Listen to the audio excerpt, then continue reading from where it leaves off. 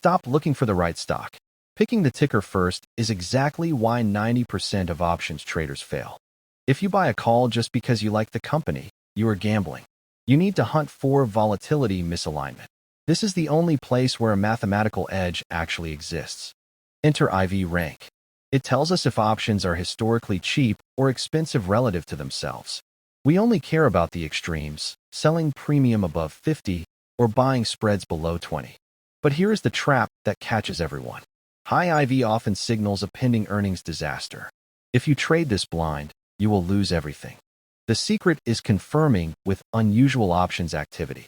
When daily volume exceeds open interest by 300%, that is institutional money taking a position. We ride their wake. Here is the Holy Grail scanner setup. Filter for high IV rank, exclude earnings weeks, and confirm with volume flow. Stop guessing and start filtering. Scan for conditions, not tickers. See you next time.